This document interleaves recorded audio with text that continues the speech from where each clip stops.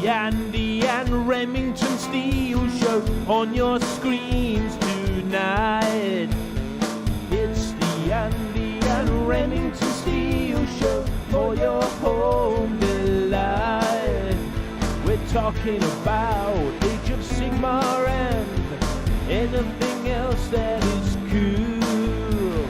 Talking about Warhammer Fantasy, it's easy to learn the rules. Andy and Remington, Andy and Remington, Andy and Remington Show.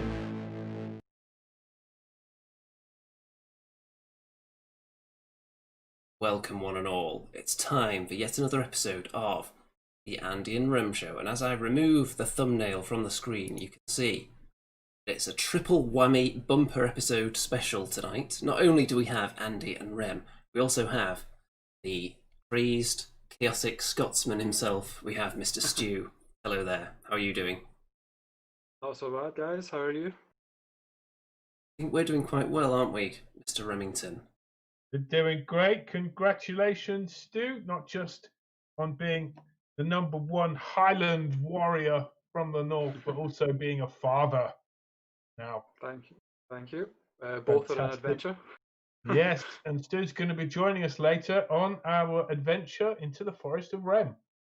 Yes, I've got a very special role lined up.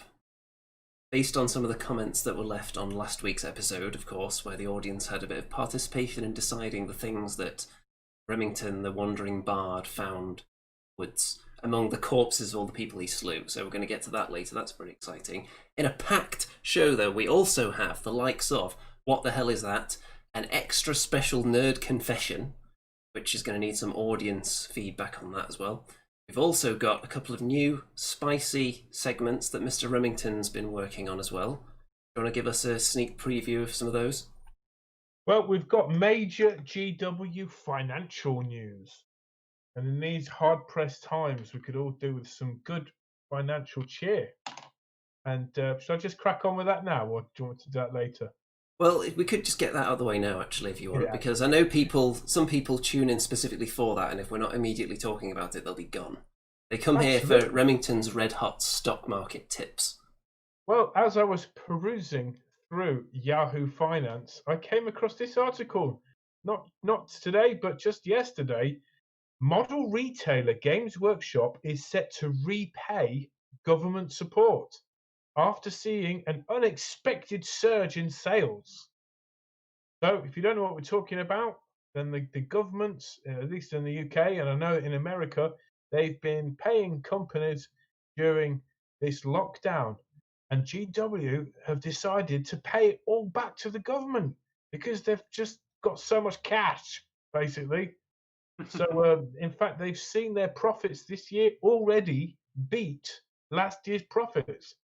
How the hell did they do that in the lockdown? Phenomenal.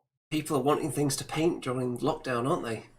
Exactly. And as a result, Games Workshop's share price went to an all-time high of £81 per share. Has that pushed you into millionaire status yet? That's pushed me definitely into the green. I bought my shares at £60 a share. So Remington's doing okay. He's getting paid by Games Workshop.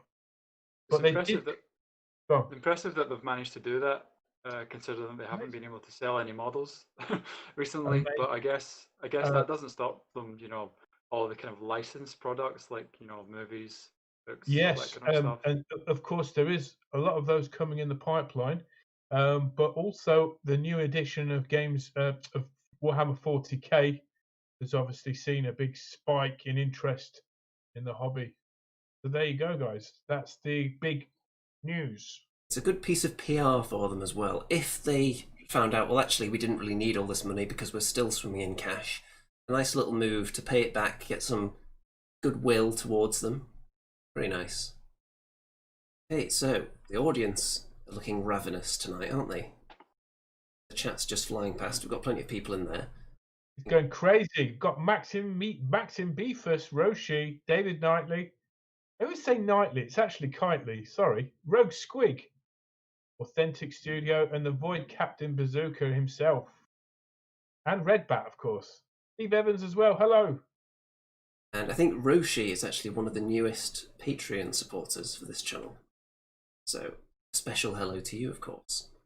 And this is actually going to be the first video where I'm going to personally thank all the Patreon supporters at the end of a certain financial backing level, obviously. It's one of the new perks that's been put in there. Anyone of an extra high level will have noticed that their inbox was flooded with 3 very juicy pieces of Andy and Rem show music. It's the first digital bonus that people are going to be receiving. They back at a certain point. I think you can agree it's definitely just for the music alone. So, shall we jump into some sweet, sweet 40k action?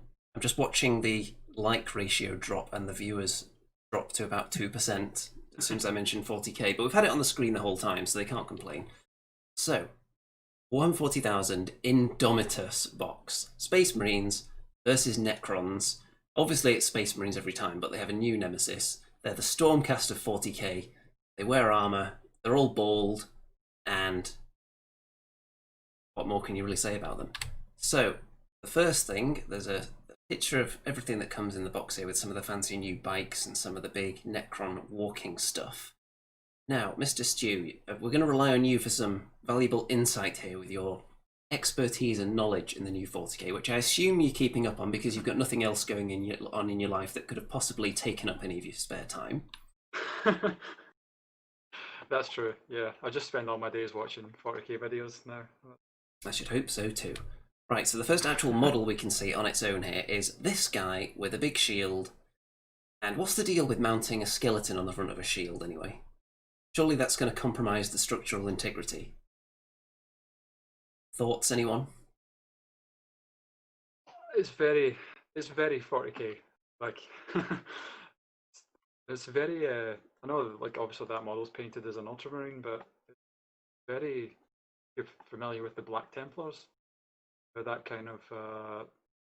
It does have a bit of a knightly vibe to it, doesn't it? Yeah, and they're more into that kind of like relic, kind of reliquary, I think the word is. Yeah, if I were the Black Templars, I'd be pretty cheesed off actually, because in the previous couple of editions ago, suddenly the Dark Angels started to look much more knightish, and now suddenly all the Space Marines are getting on that bandwagon, so their kind of motif has been stolen a bit. I think the contents of this box would have looked, or for most of it, probably a bit better if they'd been painted as Black Templars. But you know, GW always go for the poster boys, the Ultramarines. So we expected. That guy's got so much gear on him. I mean, how does he take it all off at night time? I don't think he does. I think Space Marines just hang out in their armour all the time. I imagine occasionally they like plug themselves into something. And so with these Necrons, are they like a hive mind there, Stu? What happens? Can you switch them off, or are they separate entities? A little off switch, you just run up behind them and just. No, as far as I know, they are kind of individuals. It's not quite a Tyranid type thing of like a hive mind controlling them all. Also, well, they all are. If they had accents, sorry, how dwarves always sound a bit Yorkshire, right? What would Necrons sound like when they're talking? I always pictured them as kind of, like a sort of somewhere between a kind of like Egyptian and sort of Byzantine type. They have that kind of like the look of them has that kind of like ancient world feel. So they'd have like a Middle Eastern accent. I think so. Not like other than not a Schwarzenegger accent then. So they'd be like, "What is that? You want to trade?"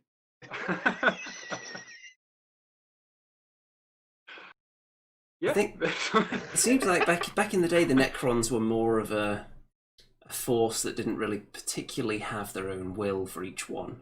They were just kind of mindless, like slave robots, weren't they? And then that all changed a few editions ago, and there was a huge outcry about that. Suddenly they started having tea parties with Space Marines and that kind of stuff. Yeah, I think that was, I don't know, like I'm not hugely knowledgeable about the Necrons, but I think that was kind of partly to kind of increase their appeal a bit more.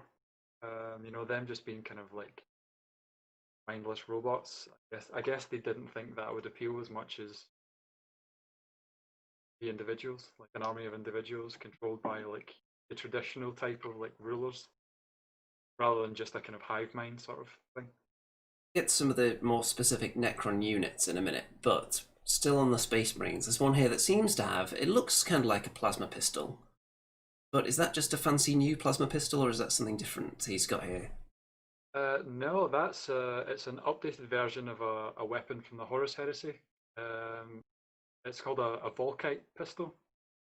Well, it was in the Horus Heresy. It's called a Volkite pistol, but I think the Primaris version is a Neo Volkite. I think they're calling it. Okay, that's what Bazooka confirms that it is. Oh, is it cool? Stu, can you say Horus Heresy for us again, please? Horus Heresy. Horus. I love the way you say it. Horus. I cannot. I cannot. The do it. Horus. Horus. The Horus Heresy. And I found the Necron's voice. Am I in the right ballpark here?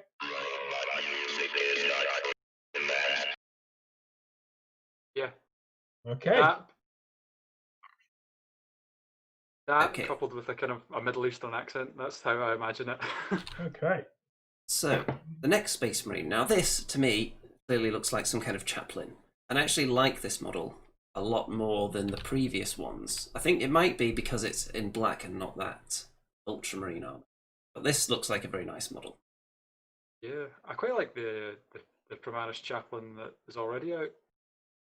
He has the kind of the typical sort of skull face helmet, but I think this one is just a little bit nicer.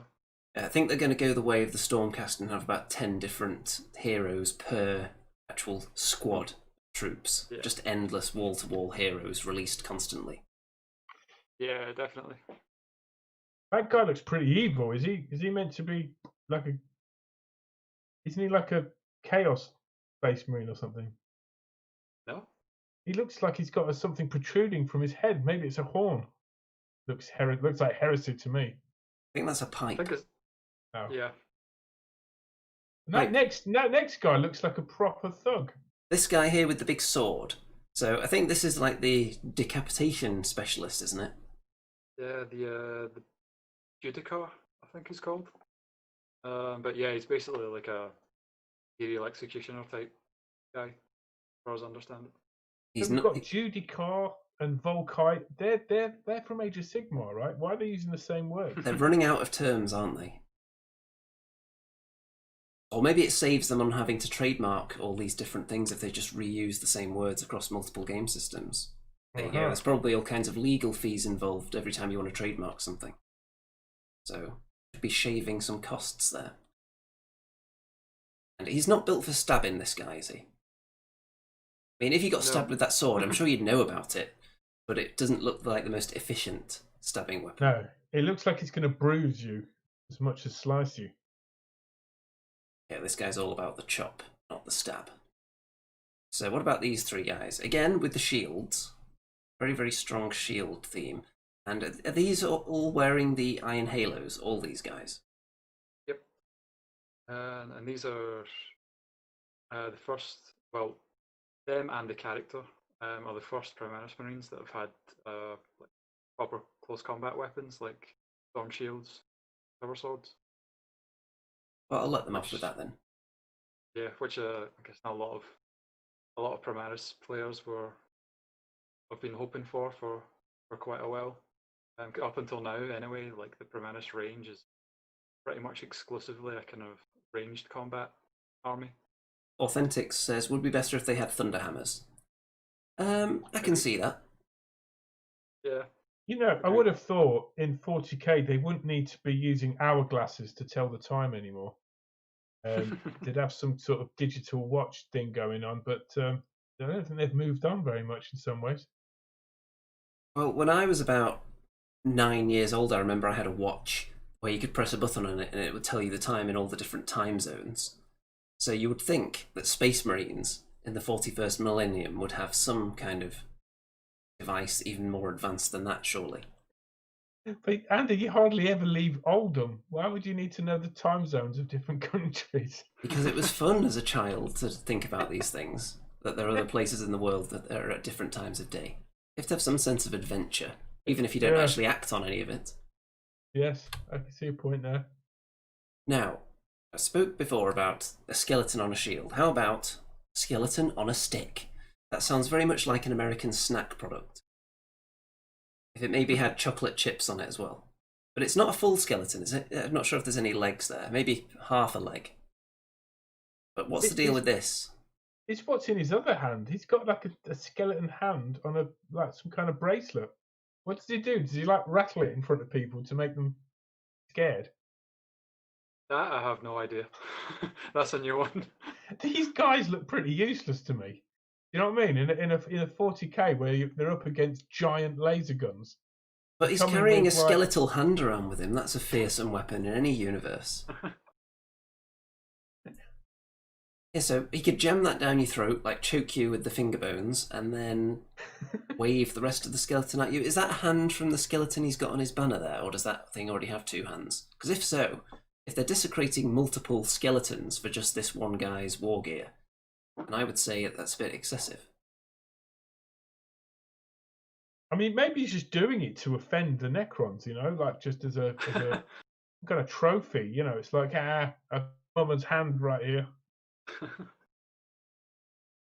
Like, this is a real skeleton. Okay, so I know what these are because I read a little bit about them. These are the new long-range melter weapons. And I always thought that melter weapons were so insanely powerful that they were restricted to short range, but now apparently you can just snipe across the table with them. Yeah, of course it has to be like Primaris Marines that have found like they get the long-range melter weapons. I'm quite a big fan of melter guns in 40k, but yeah, giving them long-range ones seems a bit much. Stu, what happens if you get shot by a melter gun? Is the clue in the word there? Yeah. Melter guns are kind of like las cannons. They're designed for wrecking tanks, whereas las cannons are like the long-range tank buster. The melter guns are better at a shorter range. Because if you hit a vehicle or anything, sorry, in half range with a melter gun, if I remember it rightly, you roll 2d6 for your damage instead of d6, something like that. It's pretty much, isn't it, like concentrated heat gun essentially? Yeah, it is. Yeah, it's like getting hit with a glue gun by a projectile glue gun. Kinda, yeah. Okay. Or being shot with the sun. There's no skeletons on this one, though. Radbat in the chat says more bones in all caps. Well, I think we're going to get some more bones in a minute. I don't think these guys with the close combat weapons have any bones, though. So they've got chainswords, pistols, but I thought these things already existed. So, what are you holding there, Stu? What's that? Is that 9th edition there? What you got there? Oh, no, it's the Chaos Space Marines Codex 40k. Got to keep that close to hand at all times, haven't you? It's pretty much in arm's reach at all times, really. That and all of the other Chaos books. Yeah, that was it. A melter gun is d6 damage, but if it's in half range, you roll 2d6 and discard the lowest.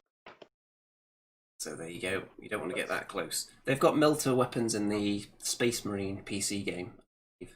That was fun to use. Yeah, and until that Space Marine PC game was great for actually giving you an idea of what those guns sound like. Love that game, man. I mean, look, they just didn't take it far enough, Stu. I'm sure you agree. It weren't long enough. What if you had another version of it where you're up against the Necrons or the Dark Eldar or, anything? It can only be a matter of time until they do that, surely. Well, No, I thought this game was a big success. I don't know why there wasn't more spin-offs. I think it was because the company that made it shut down. That'll be why then. So now, I was carry on. hoping the license passes to someone else, but who knows? Now we're on to the new Primaris bikes here. Now Space Marine bikes were obviously a thing already, but they've made extra juicy, beefy bikes now. The extra big, fat Space Marines. And people seem to be alright with the bikes. They seem to appreciate the design, unlike something else that's coming up in a minute. But the bikes seem to be getting a lot of love online from what I've seen. I do like the bikes. They're nice. A nice update from the classic Space Marine bikes. It seems like a logical design progression, unlike something else Yeah. that's coming up in a minute. Yeah. I think that always, like things tend to be a hit when they're just, like a modernized kind of like redesign of a classic rather than just trying to go a slightly different way with it, if you know what I mean. Like just an update, but keeping that kind of classic feel. And I think that's what they've done with the bikes. I agree. Don't think I've actually got a picture of the buggy coming up. I don't think that's in the box, but I can get you the episode thumbnail up, which has the buggy there on the left. And I'm sure if you've been on the internet at all in the last week, then you will have seen all the pictures of this. People photoshopping Mario and Luigi's heads onto it. It's got a very kind of Mario Kart feel to it. And people are complaining that all the other vehicles, other than bikes, have gone from tracks or wheels to now it flies. But this, people don't like it. It's a very divided community. I've seen a few positive comments, but mostly negative on this thing. I like the passengers you've got in that picture. They look wicked. Well, I think if they'd made the heads look like that, I don't think they would have had the same onslaught of complaints. They look like Captain Picard from Star Trek, don't they? Space Marine heads. But with these heads we've put on here, we've proven that you can, Space Marines can look proper, like they've been in space for years and years. You look like Space Wolves. Yeah. That's more like it. Okay. No, I'm the same. I don't like the buggy thing. I think maybe it's just too wide. There's just something weird about the width of the wheels or the positioning of some of the armor plates. Like it doesn't look like what an ATV looked like. It should be like higher off the ground. Like if it was like the chassis was narrower and the wheels were like raised a bit higher off the ground, and maybe with a bit more protection for the driver, then it would look spot on. Yeah, it looks like if you're just standing in front of it firing away, you're going to hit all the controls and like the driver's shoulders and everything. Yeah. It's really bizarre. It looks like it would be really easy to shoot the driver. Too easy. Okay, we're on to the Necrons now. So, this character here. Obviously, everything that's coming out now, I'm not sure whether I'd necessarily say over-design, but everything that comes out has a lot of stuff on it nowadays. You can't just have a simple Necron hero. You have to have all kinds of mechanical danglage from every orifice. I don't know what this guy is. It looks cool, though.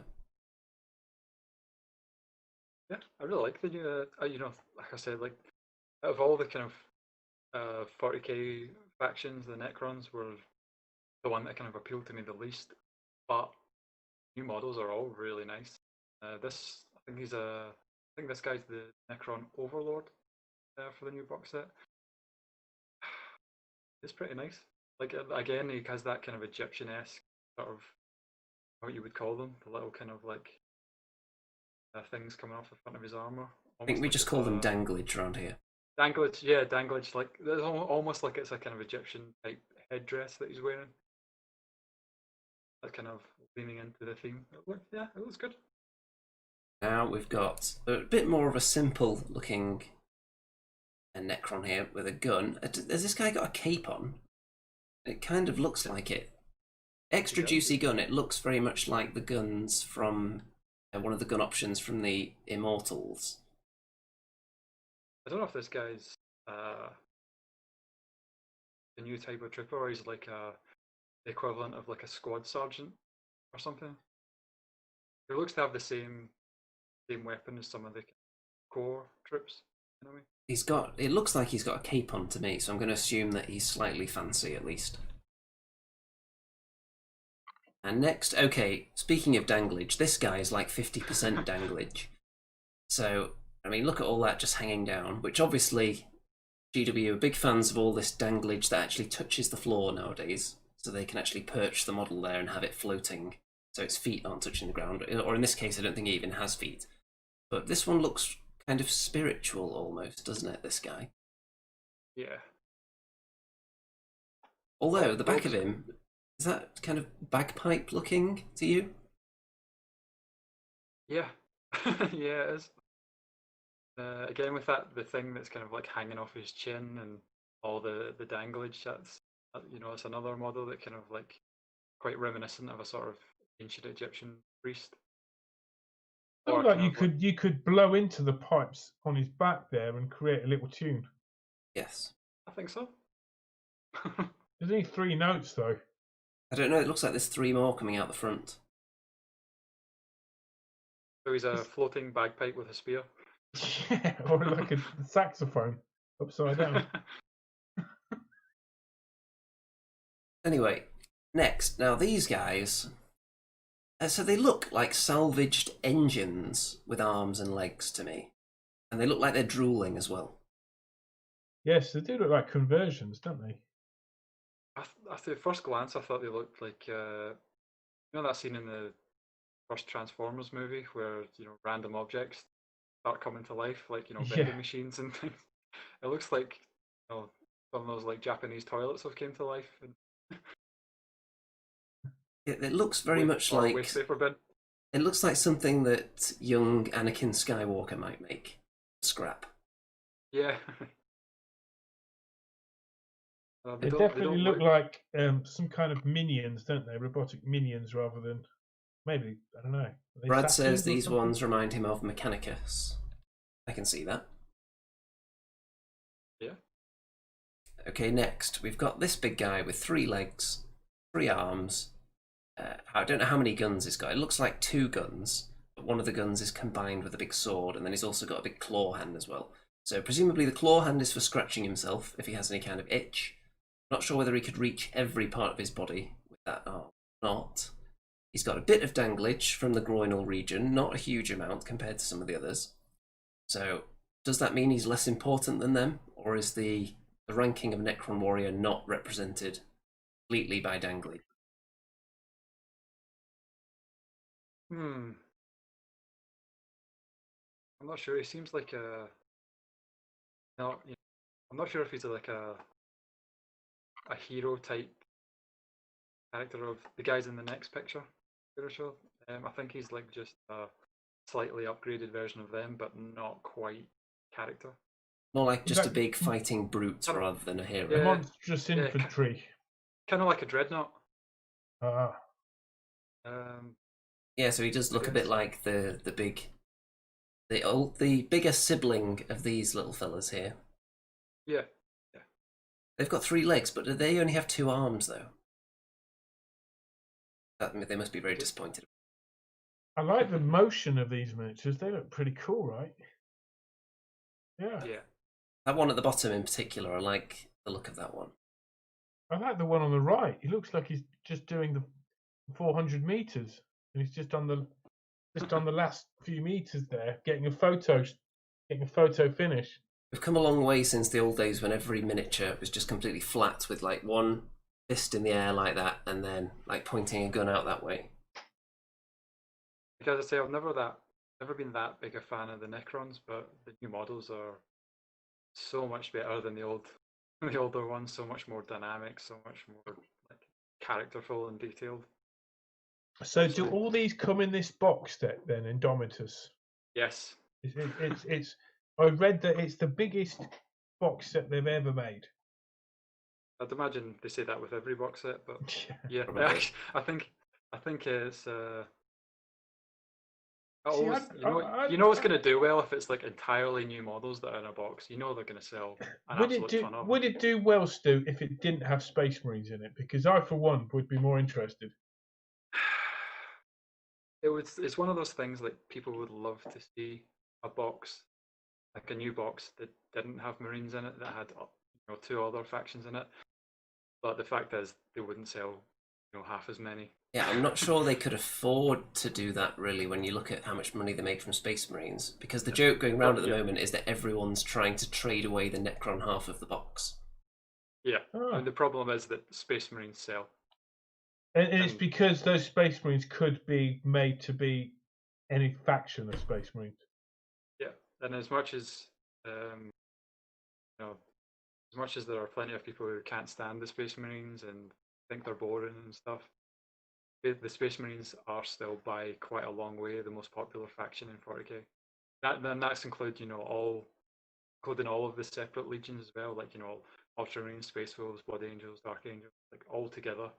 Space Marines are by far the most popular. I think if they put as much effort into some of the other factions as Space Marines, like with Space Marines, you've got the entire Horus Heresy, which is pretty much built around Space Marines and all that juicy backstory.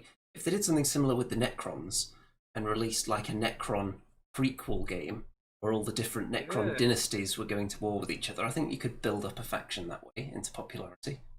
Yeah, or the Harlequin heresy. How about that? There is a good bit of lore about the two ancient races of 40k, like the Necrons and the Eldar, fighting each other in kind of a pre-Imperium galaxy. That sounds interesting to me. Like that would make a pretty good box set, but would it sell?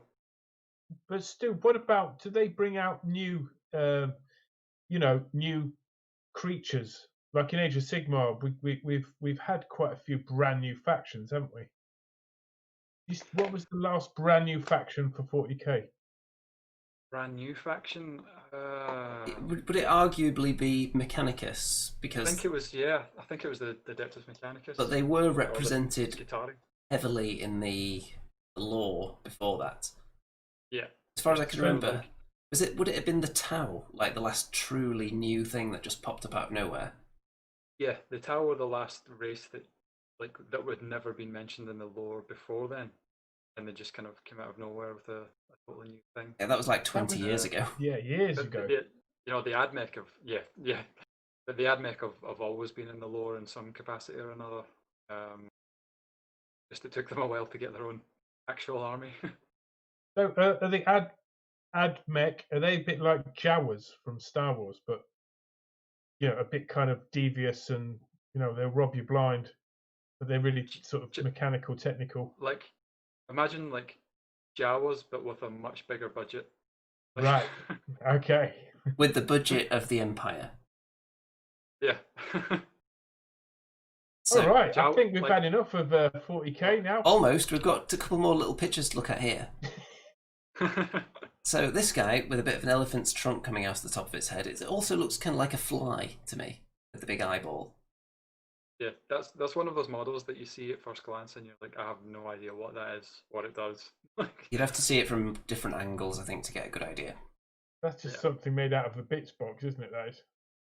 Well, what about this one as well? Very tiny connection points to the base with this. I wouldn't be confident that this thing would survive any kind of impact. This next one with the 4 legs. Oh, Rogue Squig just said in the chat, they did Forgebane a few years ago. It was a box set with just Necrons and Admech in it. Which is a non-Space Marine box, but which is very cool, but I'm guessing it didn't sell anywhere near as what it would have if there were Space Marines in the box. Probably didn't. Maybe they were testing the waters with that and they thought, never again. Yeah. Because they could only go paddling in the vault of gold coins instead of actually full-on swimming in it. Actually, they did have that box set that came out at the start of the whole Psychic Awakening series they've been doing in 40k with the books and things, and they had a Eldar versus Dark Eldar box that came out at the start of that, and that did sell quite well, to understand it, but only because there were quite a lot of new models in it, and like new plastic Howling Banshees, Dark Eldar Incubi, and 2 updated plastic character models. Couldn't buy any of that separately at the time. Am I right in thinking that none of these boxes were like the poster game for an edition, though? They were like mid-edition extras. No. They were just, that box set just pretty much just kickstarted the whole Psychic Awakening thing. But it was just, it's a series of expansions rather than it was like an 8.5. So Stu, what's the punchline of Psychic Awakenings? Is it that the Emperor is coming back? What is it? I would love to tell you that the Psychic Awakening brought some big advances in the lore, but one of the big criticisms of it is that it didn't. The stories, You know how So all stories end? Like something woke same up. in AOS. Yeah, Something woke up, but we don't know what. yeah. It's pretty much the same kind of deal as what they would do in AOS as well. Like these big these new character models get released and fight each other, but it's always a stalemate because because they're not going to kill off a character they've just redone. So all of these fights don't really go anywhere, which is a shame. But Oh, I thought it was going to be just this really kind of, story who done it, keep you guessing, and right at the end, the emperor, sort of the golden throne, sort of smoke comes out from it, and he goes, "I'm back." no. Well, the Emperor finally has Or, to stand up because he's run out of toilet paper. and he These says, "What years. have you done?" or something like that. That would have been nice, but no, no. Maybe one It day. was, I think the Psychic Awakening books were just a big reason for them to kind of update a lot of armies that really needed an update and release some shiny new models for each that they've been sitting on for a while.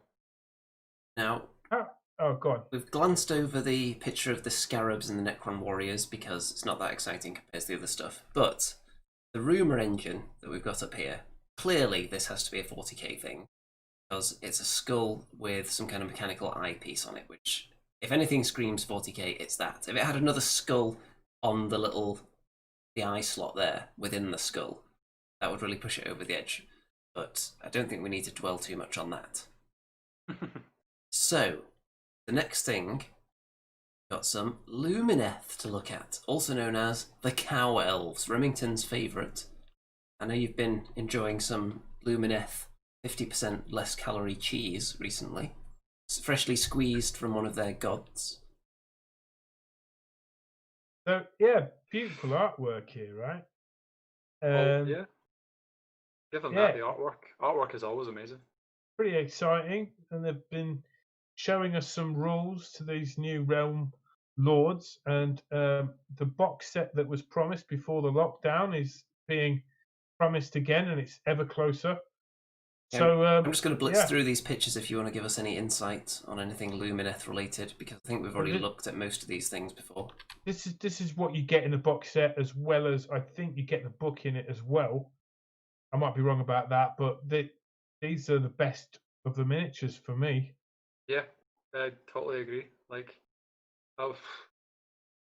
The miniatures, you guys are probably the same. Like, kind of favorite miniatures from the Lumineth are the ones that are, again, just like an update of classics, like Spearman, Arch, Cavalry. Oh, we lost Stu temporarily for a second there. Oh. I think we got the gist of it though. The ones that are kind of updates onto the existing high elves are the ones that look the best. Yeah, very much. So we've seen pictures of the sprue, got the little accessories set, dice in it, and looks like the symbols are on the 6s, not the 1s. So, okay, but keep it consistent, GW. Stick with that, if that's the way you're going to do it from now on. Then some various pop-out tokens. I'm sure we'll have a proper look at those at some point in the future. I think this box set is going to be hot property. Yeah, it is. Like you said, it is the kind of the best of the range in a box set. Yeah, it just looks so well presented as well. I wonder if it's like that because well, probably the same for you two as well. Like, it's very kind of classic fantasy. Yeah. There's not a whole lot of the kind of like the more over the top high fantasy things from like you would expect from AOS now. Only really the big mountain cow with the giant hammer. Yeah, exactly. I think if you'd replaced a few of the other models in that box set with like something like the mountain cow or the guys with the hammers with the silly headdresses, like I'd have thought, yeah, no, no way. I do like the guy with the Zen in the Zen pose, like cross-legged. He's quite cool, yeah. Yeah, I like them. I like him. Now, speaking of things that are well presented, the next thing we're going to look at here, we've got a really serious nerd confession. And this is actually one of mine in picture form. So, Mr. Remington, would you like to give us the nerd confessions intro song by strumming away at your mighty instrument on camera? Wow. So if you don't know what Nerd Confession is, it's where each week or every other week, when we decide to do it, basically, a member of the chat will reveal their Nerd Confession. And this week, Andy himself is going to be telling us the ultimate Nerd Confession. What's your Nerd Confession, baby? I'd really like to know. What's your Nerd Confession? Come on, Jody, Andy, and Remington show. What's your Nerd Confession, baby? Yeah. What's your Nerd Confession, baby? Yeah. Nerd Confession. Okay, so here it is. So, as a youngster, maybe about 12 years old, for some reason, at school, I decided, you know what? I'm going to make the unofficial... Take note of that, it's unofficial, by the way. I didn't have any backing from GW on this. So, despite how professional it seems, they weren't involved at all. The unofficial beginner's guide to Games Workshop. Now, look at this. Cut out pictures from White Dwarf magazine. So anyone that's buying my White Dwarf collection, you may wonder why a couple of the issues have got all the pictures cut out. And it's because of this guide, and also some of them would have been put on my wall as well. So, introduction. I'm not going to read all of it because I don't need to hear my 12-year-old English skills, but a brief description of what wargaming is all about. More pictures, sliced out of White Dwarf magazine, and then a brief description of each one of the games. So Warhammer 40,000 here with a price, the different factions, and then I've rated it with a percentage score. But you'll notice that every single score is either 90% or 95%. So I'm not sure whether that was hastily done at the last minute, or whether I genuinely felt that those were the only two possible scores for a GW product. So Warhammer 40,000 gets 95%. The Clown Nagash makes it into the unofficial guide, should I say. So I'm thinking that could have knocked down my score a bit at school, the fact that Nagash is in there. But Warhammer Fantasy only gets 90%. It's very disappointing, although I wasn't playing Fantasy at that point. So Gorka Morka gets 90% as well. Love that game. I don't know why that only got 90. I used to play that all the time. That's a nice inexpensive one as well. £40. You wouldn't get that for £40 nowadays. That'd be more like 75 at least. 80 maybe for everything you get in there. Got Epic 40,000. So I think Epic 40,000 was quite new on the block around this point. So Andy, you basically made a Warhammer magazine for your English project. Essentially. I'm pretty sure it was for English anyway. I can't think what else it would have been. Did any of your friends see it? Some of them actually did play Warhammer 40k as well. And in fact, there's one little side anecdote about something that I did that was particularly cruel. Someone in my class was doing a presentation on Warhammer, and I knew more about it than they did. So, as an act of needless cruelty, I handed out really difficult questions to other people in the class to ask the person who was doing the presentation so that he would be repeatedly stumped in front of the whole class. I think I actually got in trouble for that as well. Poor kid. Was he upset? He didn't seem to be too upset. I think it was more like everyone else in the class was like giggling more that this person was repeatedly stumped. Anyway, on from that. Necromunda, some nice pictures there. 90% for Necromunda. Played a little bit of that. And then an entire page dedicated to 5 Deathwing Terminators, which is obviously a passion that still continues somewhat to this day. Space Hulk, though, only gets 90%. Warhammer Quest gets 90% as well, who would have guessed. I did have Warhammer Quest, played it a few times, and I've still got the Dwarf in my Dwarf army. Of course. And then a section... It's pretty comprehensive, isn't it, Andy? For someone who didn't know anything about Warhammer, it's just like... Pretty comprehensive, but obviously I'm not really telling you how to play any of the games or... Yeah, but was that the idea?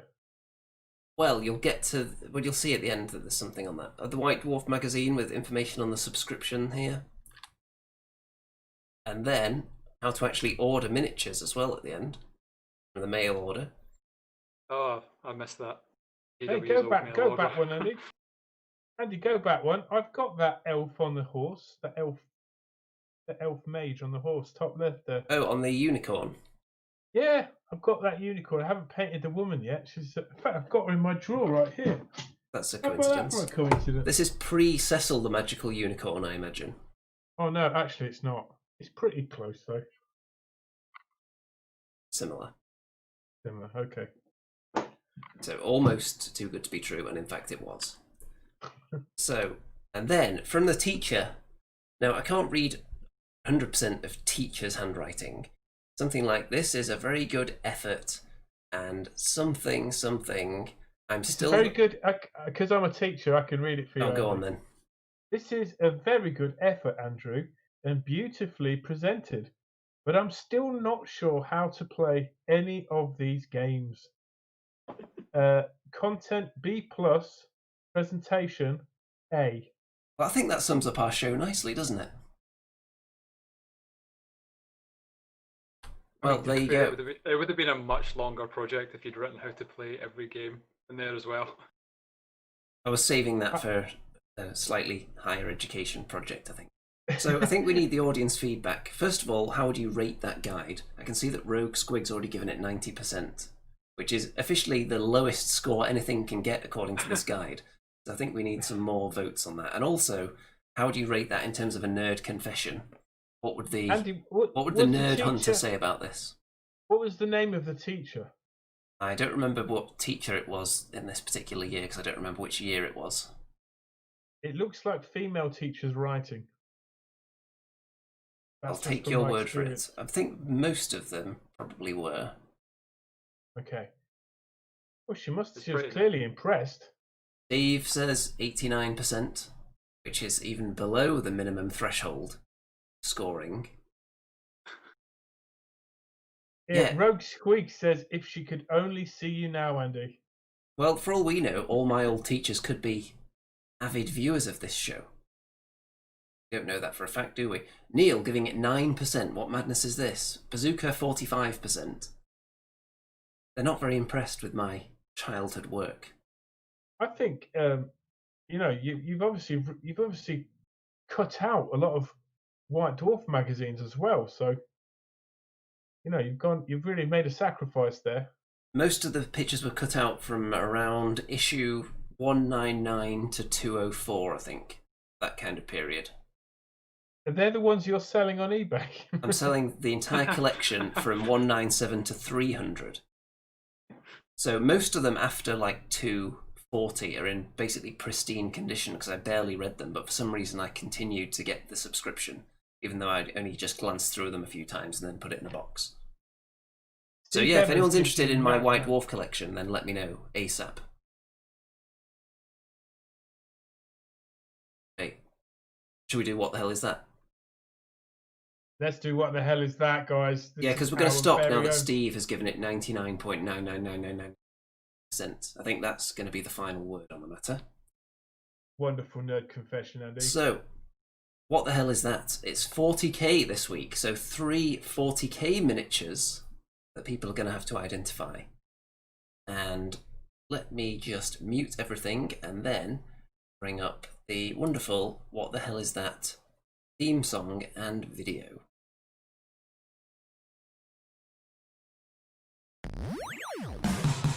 What the hell is that? What the hell is that? Is it a chaos dwarf or a vampire bear? Oh, what the hell is that? What the hell is that? Oh, what the hell is that? What the hell is that? Only Andy and Remington, Andy and Remy, Andy and Remington know. What the hell is that? What the hell is that? Is it Sigmar's beard or Neferata's hat? Oh, what the hell is that? Oh, what the hell is that? Is it a mangled squig or a sorcerer's rat? Only Andy and Remington, Andy and Remy, Andy and Remington know.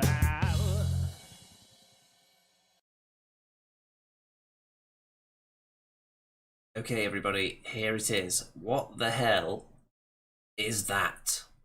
Bum bum bum. So, clearly, some kind of bizarre shape fashioned from 3 Warhammer 40,000 miniatures, and I have the solution written on a piece of paper in front of me in case I forget, which I probably would have done. So, audience, what do you think? Is anyone going to get any of this? Because I know for a fact that we've got a few 40k fanatics. I'm looking at you, Bazooka, in the chat there. So I'm pretty sure he's going to get at least one of these. Steve says a space marine. Well, the yellow and black blocks look like a sort of, to keep the distance or mind your head. Maybe that's a bit of scenery. Quite. Maxim says new Necron model. No. None of these are new models, by the way. Is the middle bit battle foam? It's not. Oh. Come on, somebody. Raphael says Gaskell Thracker ammo chain. No, it's not, but that's a good guess. If you're on the ammo chain train, as it were. Maxim says black bobs are tank tracks. No, they are not. So I'm pretty sure someone's going to get at least one. Oh, William has got the first bit. Drop pod door. Yes, so the piece at the top is actually a door from a drop pod. So very impressive.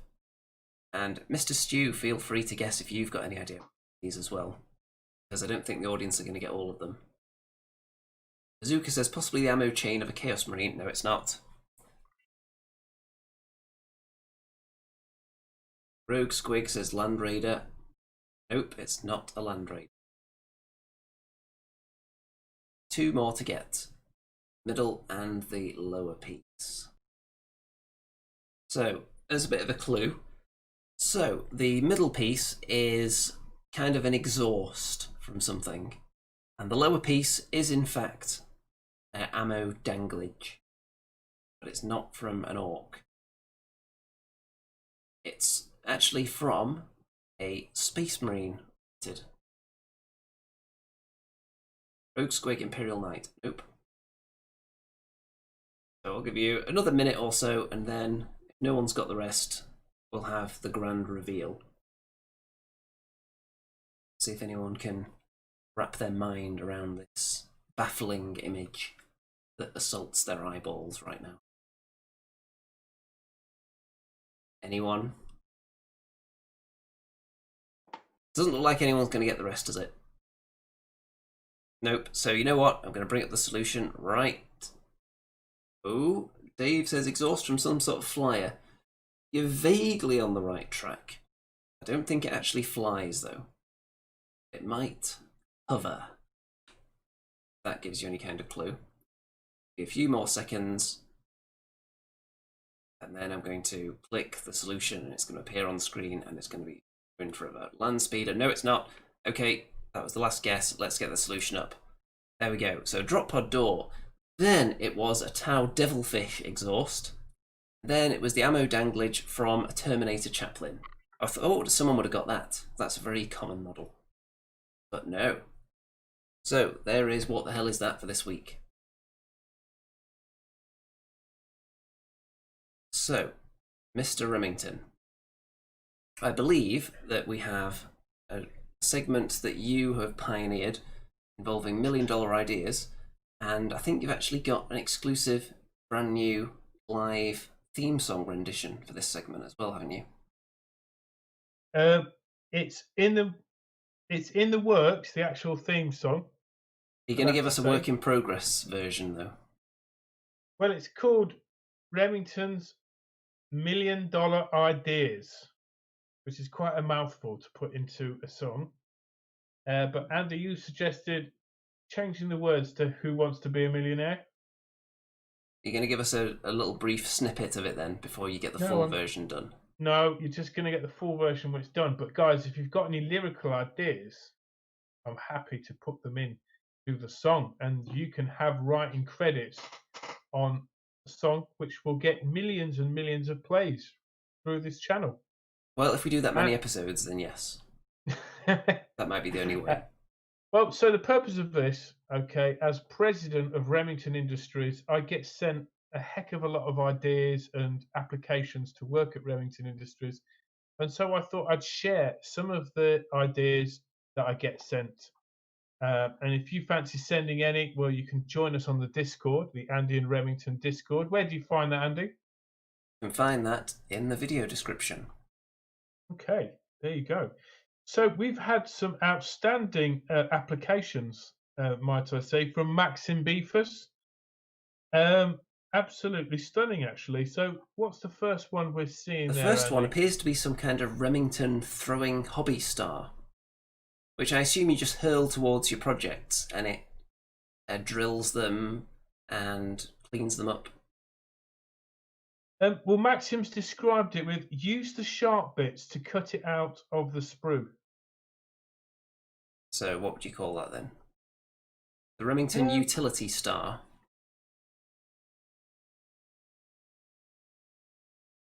It's actually growing on me. The more I look at it, I do like that. Yeah, the Remington Morning Star. How about that? That's not the right weapon, is it? It is a throwing star. Brad says hobby shuriken. The Remington shuriken. Yes, I like that. With a different tool on each point. Star Snipper. Star Snipper. Yes, the shuriken. The Remington sugar. I can't even say it now.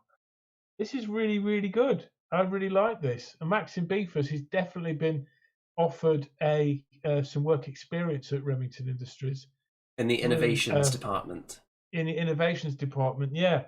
That hole in the middle could prove quite useful because you can sort of hang this up when you're finished, hang it out to dry.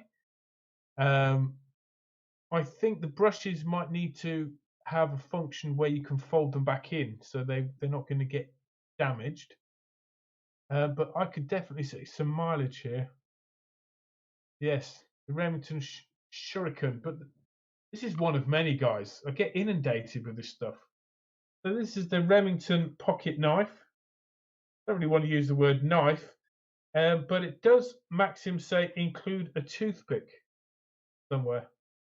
There should be a toothpick on it, surely. Because you can't put brushes in your mouth, can you, Remington? I do it all the time. I'm just watching Stu. I could have sworn you just did it there, Stu. Yeah, I do it all the time as well. I can't help myself. Apparently, you can get poisoned doing that, but there you go. I'm sure Vince said that to you like about 4 years ago or something, and I didn't listen either. Obviously, we've got to take away that Swiss picture there and change it for the Remington emblem. I think this is a lovely birthday present or Christmas gift. Definitely, this could come in the Christmas campaign. So, what about this one here? Swiss Army Rem. The next one. Remington sticky set. Yeah, I don't get what's going on with this. Is it just glue? Because I don't know if that's something for Remington Industries to be working with. I like how he's put RemCorp there. That's the stock exchange name, RemCorp. Don't ask where the glue comes from. Apparently, it's glue and tape in one. So it's like glue, but with a mini tape dispenser around the lid, it looks like. Well, I love that because my glue, whichever company I use, always ends up in a right mess at the top there. So it's definitely a glue solution there from RemCorp, brought to you by Remington Industries. Yeah, I like this. The only problem with this is it says Games Workshop on the label still. It must be just a mock-up prototype version. Yeah, that's got to go. It could say for use with products from Games Workshop, among others. Yeah, I wonder why you would stand legally on that. That would be interesting. Mm-hmm. Yeah, that's. I think that will need some work, but I love the tape concept. So next, now I came across this internet meme while browsing the internet, and I thought, you know what, it would be perfect if we just added a little bit of Remington spice to it instead. So you of course got this very thirsty person on their way through the desert, and they find some water, but no, it's not water, it's Remington's stripper fluid, which is of course not suitable for human consumption. So it is immediately discarded.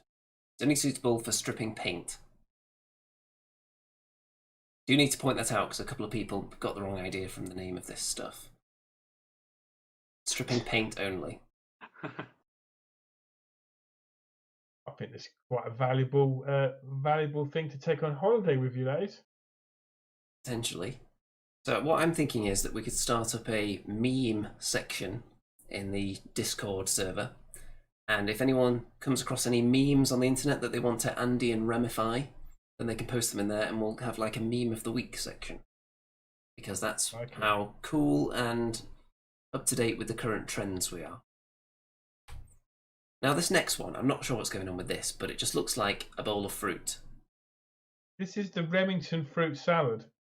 So a Remington fruit salad is a fruit salad that hasn't been made yet. Is that correct? It's natural.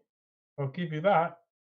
Andy2D6 wrote, looks like it's been stored in the Remington Miniature Transport Solutions case. Which is actually just a plastic bag, as we know. Yeah, it looks like they've been beaten up a bit. Is that a plum in the middle there that's looking a bit worse for wear? No, that looks like a passion fruit. So could be. It's the thumbs up from me. We've got a jazz apple. Yeah, interesting. Interesting. Do you play the jazz apple, Mr. Remington? No, I can't say I do. Do you? I don't play any instruments. I think, yeah. I think this. If you brought this fruit basket to Remington Industries, it would obviously need close examination and washing, but it would also be a nice present for our secretary, Mickey, and give us some lunchtime snacks. So you think this segment is a surefire hit then? I didn't expect you to show a picture of fruit, because there was a few others there that I thought we might. Well, you've got to pick out the most interesting ones. Speaking of interesting, though, I think it's time for the most interesting segment of all. Last week, left on a bit of a cliffhanger. I think it's time to get that guitar out. The intro for the Forest of Rem.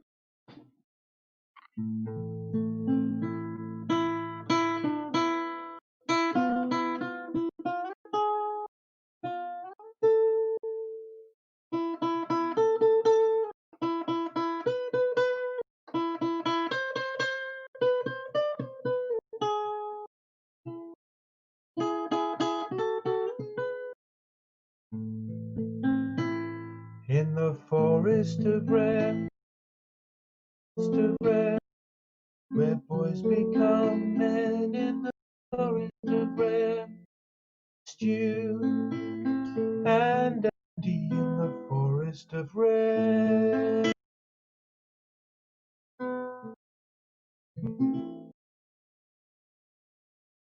Next, we need a professionally recorded version of that song as well, don't we? So you can exploit it on your Patreon. Yes. That's got to be next on your hit list. So, you may recall that last time Mr. Remington approached a dancing circle of people, allegedly, but they were rather grotesque, pustule-ridden, Nurgle disciples of some kind, forming a hideous ritual. And Mr. Remington, not only did he approach them, he also annihilated all of them. And it questioned one of them at the end, you may remember as well. The only information that he was able to glean from this dying, spurting pus and vile substances from its face, the only words it was able to get out before it died was to inform Mr. Remington that he himself, Remington, had dispatched these Nurgle monks into the woods, which Remington is unaware of, has no memory of doing that, so maybe there's some kind of foul magic afoot here. and our audience were asked to give suggestions on what items Mr. Remington should find on the ground while searching among their robes and the spilt organs and entrails and other associated bodily paraphernalia. So, Mr. Remington, I'm going to ask you to roll a dice to determine exactly how spicy an item you find among the wreckage of battle. Okay, if I can just find my dice. I think some Noblars have gone and stolen it. Oh, bloody hell, where are my dice? I had everything prepped here. Get the dice. I'm going to have to open up a brand new packet of dice, guys. Just for this. Maybe these will be the lucky ones. I won't be rolling ones. So, I'm searching the bodies of some cultists, right? Yes. And I get a 6. Okay, a 6. As Remington forages in the pustule juice-soaked wreckage of the prior battle, he uncovers 2 mysterious items. One of them is a sweaty sack. Would you like to glance inside the sweaty sack? I will have a glance, yeah. Okay, I'll glance to the sweaty stack. Very well, roll the dice. And I've found my legendary skull dice here, so I'll just roll them. Remington! A 5. 5, that is quite spicy. Inside the sweaty sack. At first, Mr. Remington can see nothing as he peers down into the depths of the sweatiest of the sacks.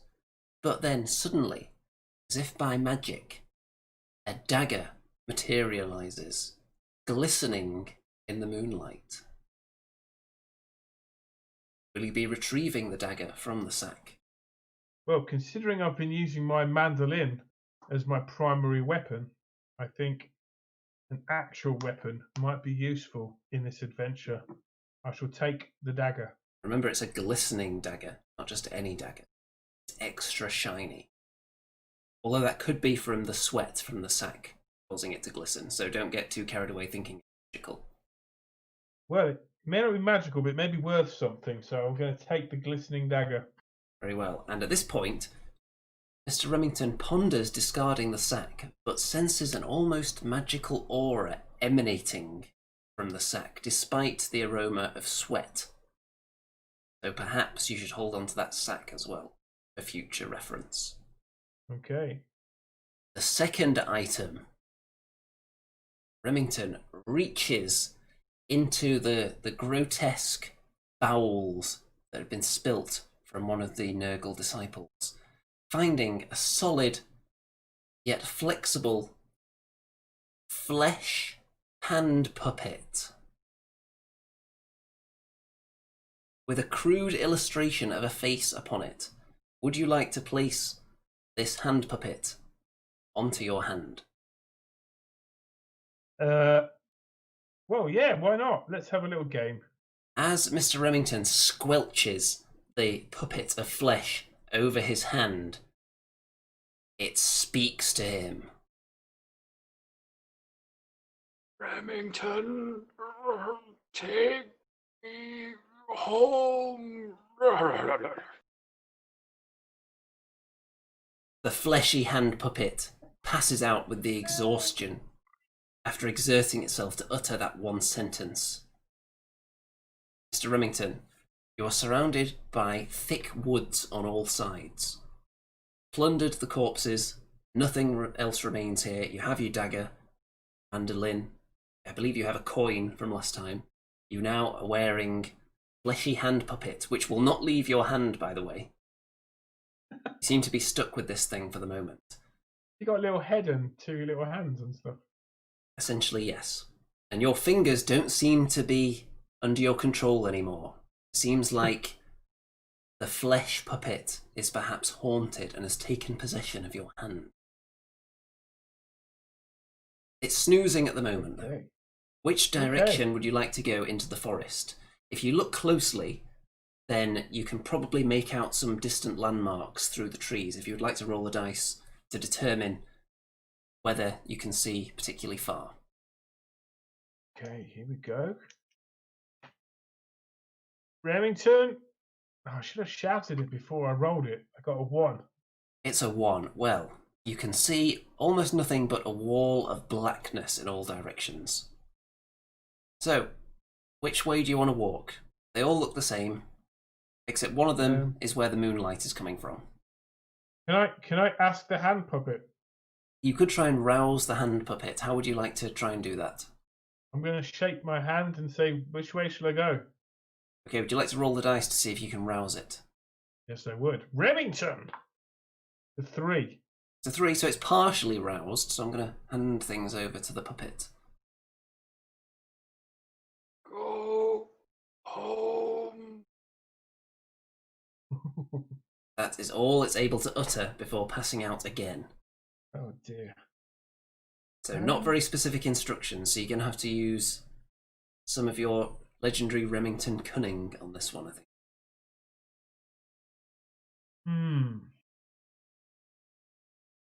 Okay, best foot forward. I will just choose a random direction and walk briskly with my back straight and my head up straight into the dark. Okay, you can see attempting to navigate your way through the trees. I ask you to roll the dice again to see exactly how well you're able to do that. And I'm going to say, Remington! Cut dice. Remington! 3. 3, that's not too bad then. However, as Remington passes through the undergrowth, trips on a root, not skewering himself to death, not being rendered unconscious, but just a momentary trip. However, when you regain your balance and composure, you see through the trees a small flickering light in the distance. Ooh. Be warned, however, that slightly to the left of the flickering light, there is an ominous, shadowy presence, barely visible through the trees, but you are aware of it. How will you proceed? I will proceed with caution towards the light. Towards the light. Very well. Let's see how cautious your approach is. Roll the dice again. Remington. 3. 3 threes. It's a 3 again, so it's fairly cautious as Remington approaches what is revealed to be a small floating fire orb. Out of the corner of his eye, he notices that not only one shadowy presence is present, but multiple swirling in the trees off to one side. It doesn't look like they have spotted you yet. However, as you approach the flaming orb, flesh puppet begins to stir as if roused by the heat or the flame or perhaps the magical energies causing it to float, and it has a message for you. Remington, take us home. Another very specific instruction there from the flesh puppet. So, Mr. Remington, what are you going to do? These shadowy, swirling figures don't seem to have spotted you, and they're not in the immediate vicinity. But any kind of trip or fall or cry of agony, perhaps, anything louder than a flesh puppet's struggling whispers is probably going to tip them off to your presence if they have hearing capabilities at all. So, how will you proceed? You've got a flaming orb in front of you. I'm going to go to the orb and put my hand through the flaming orb. Which hand? The flesh puppet hand. Very well. Roll the dice. This will wake him up. Remington! It's another 3. Another 3. As you reach forward with your hand, almost reaching the orb, suddenly a voice screeches out from the night. Don't do that! Causing you to stop in your tracks. haggard old woman steps out from the trees, the opposite side to the swirling, shadowy, spirity looking thingies, and approaches you slowly with a walking stick. Not using the walking stick to walk, holding it in a threatening manner, as if you were about to do something terrible that would personally slight her in some way. As she makes her way towards you, you have the opportunity to maybe do something. It's taking her quite a while. She's walking very slowly. I'm going to say to her, do you fancy a trade? She stops, looks at you, squints her eyes, says, "What are you talking about, you fool?" If you can help me out of here, I'll give you this flesh puppet. You'll give me this flesh puppet? That's my flesh puppet. That's Nigel the flesh puppet. Oh, it's Nigel. Oh, I've been trying to find a home for him. Isn't that a coincidence? This is his home. You'll hand him over immediately. I will. What do I get in return, though? Your life. Your life? What are you going to do to me? She begins shuffling towards you again, walking stick in hand, swinging back, ready to potentially take your head off. If you take me out, I'm going to take the flesh puppet with me. She recoils. Nigel. Don't do that. He's my only friend. Exactly. All the commotion at this point seems to have stirred up the shadowy figures in the forest. They move towards you. Yet, the closer they get, they don't come into focus. If anything, your vision becomes more blurred and shadowy. I'm just going to say, look, it's fair. I found him. If it weren't for me, he'd be lost in some chaos cultist sack. The old woman notices the spirits behind you. Oh, look what you've done now. All right, kill all of them, and I'll let you keep him. Is Nigel good at fighting? Well, if you would like to try to rouse Nigel to help you in the fight, roll the dice again. All right, Nigel, wake up. Give me a hand here, pal. Remington! It's a 5. Okay, you've successfully roused Nigel, and are you going to just thrust him into the fight, or are you asking him for advice? What's the plan here? Well, maybe you can give me some, like, Bruce Lee fists or something, you know? If he takes my hand, it's almost like 2 of us will be fighting. Okay. 2 independent minds. Let's hear Nigel's battle cry, then. Oh, I suppose I'll do it myself, then. Remington is thrust forward by the hand that he no longer controls, following along behind it, like some kind of follower. Reaching the spiritual, swirling figures, Remington begins to swing unknowingly with this hand that is now beyond his control, slapping the spirits, presumably across what would be their faces. And as Remington attempts to bring his own hand into the action, it passes through the creatures. However, when Nigel takes a swipe, it creates quite an audible thud, sending them crashing to the ground, sinking through the leaves into the earth. However, one spirit manages to sneak through Nigel's rage and grapple Remington by the throat. How will you respond? Nigel is currently occupied fighting another couple of the spirits. I'm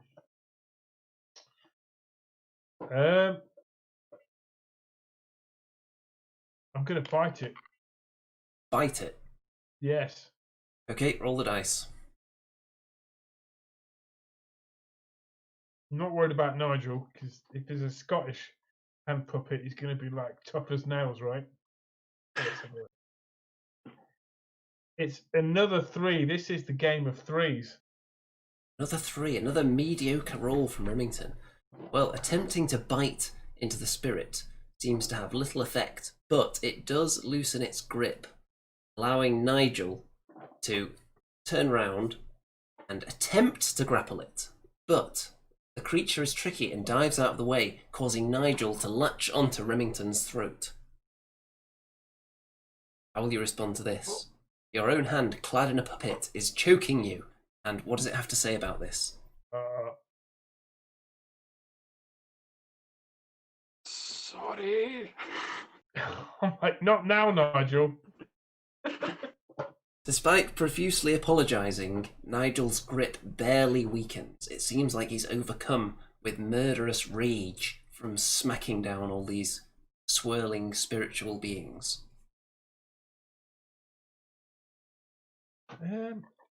Well, I don't know. Am I going to pass out here? There is a possibility you could pass out. That would probably require rolling a 1, though. Or I could run my other hand over my mandolin strings, and perhaps the musical notes will become magical notes You're trying and to... revive Nigel to his senses. So you're trying to soothe Nigel out of his rampage. Absolutely. It's almost like me playing random notes now.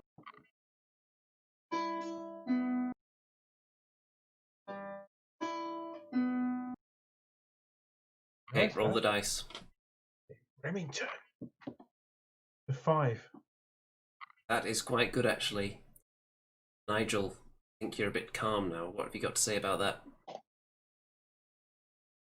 Oh, I suppose I could let you go. Nigel loosens his grip just in time as the final spirit swirls towards you, visible ethereal teeth gnashing. Nigel, with one sweep of Remington's wrist, takes its head clean off, and it disappears into the void.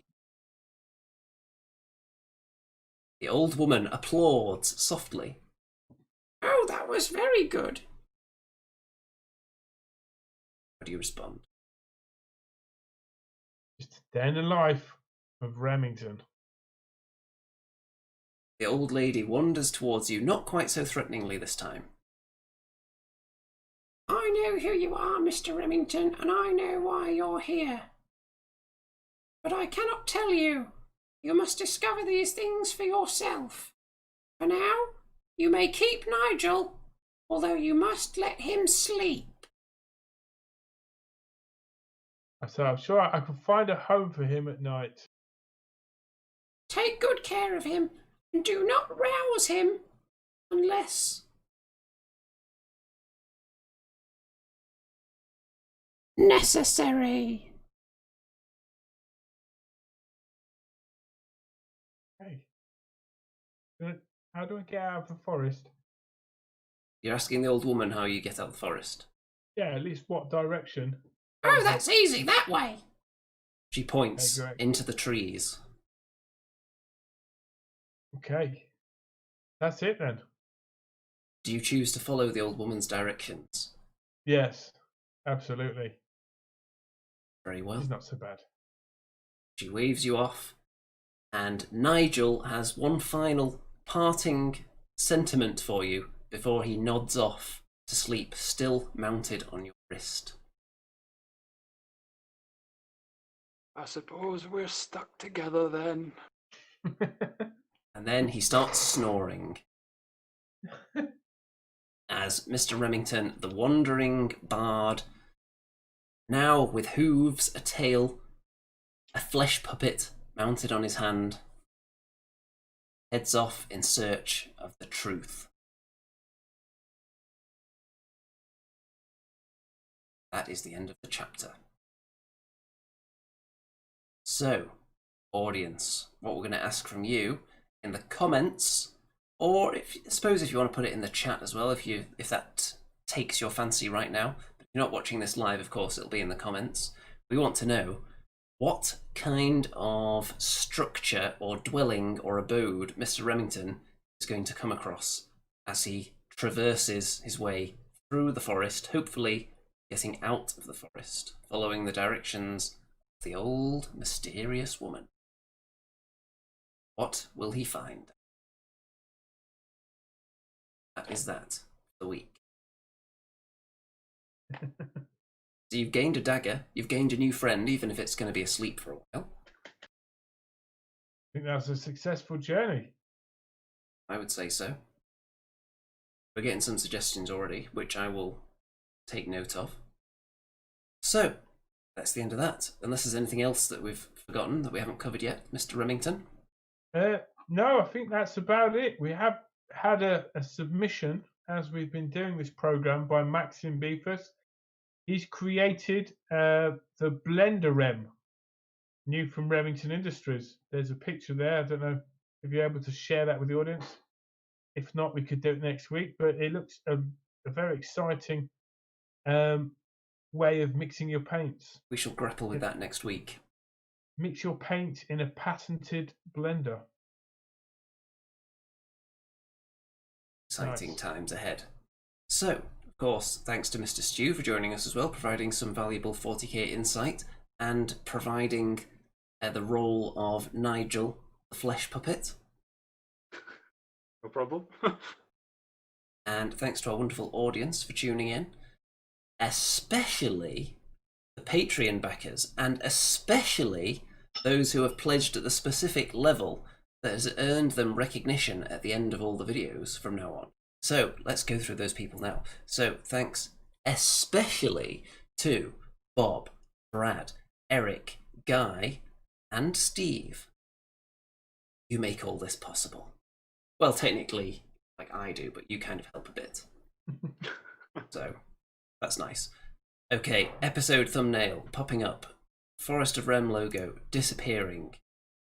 And would everyone like to say good night to our wonderful audience, who are, of course, inspired and prompted to check out the links in the description for the Discord server, for the Facebook group, for all the various fundraising sources, now with added bonuses. So, Mr. Stew, would you like to say good night first? Good night, everyone. Mr. Remington, would you like to say good night? Good night. Thank you. Don't forget to subscribe to Remington's channel as well if you want a new video sometime around 2027. And all that remains to be said now is... good night out there, whatever you are.